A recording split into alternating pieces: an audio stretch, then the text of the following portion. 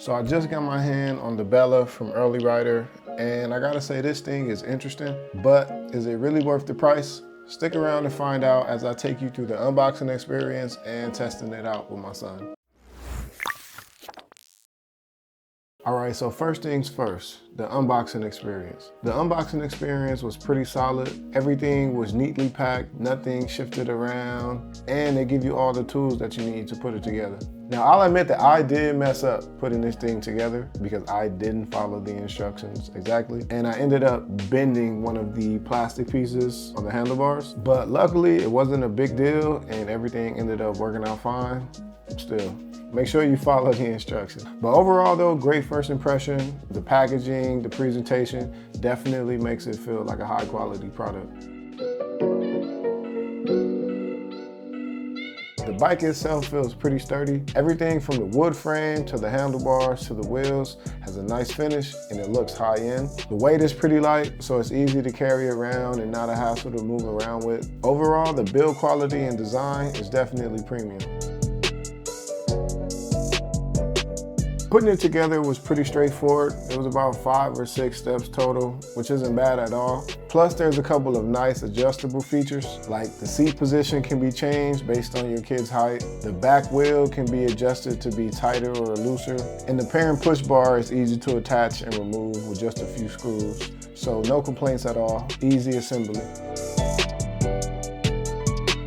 So we tested it on carpet, hardwood, and concrete, and it rolls smoothly on all of them. So my son had no trouble walking with it, and it was pretty easy for me to push it with the push bar.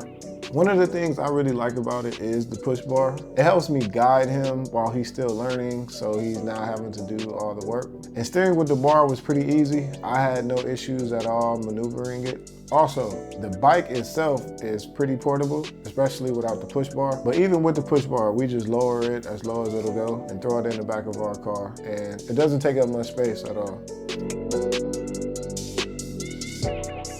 Now, the big selling point with this bike is the ABC system, which stands for Active Balance Control. And the way it's supposed to work is by preventing kids from tipping over by actively turning into the tip over, which prevents the tip over.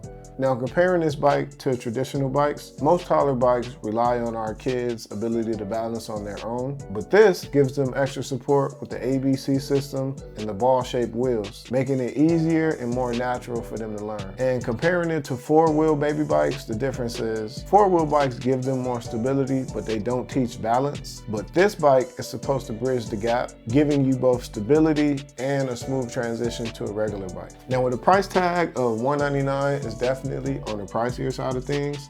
There are a lot of other bikes out there that you could get that are a lot cheaper, but they don't come with some of the features that I talked about in this video.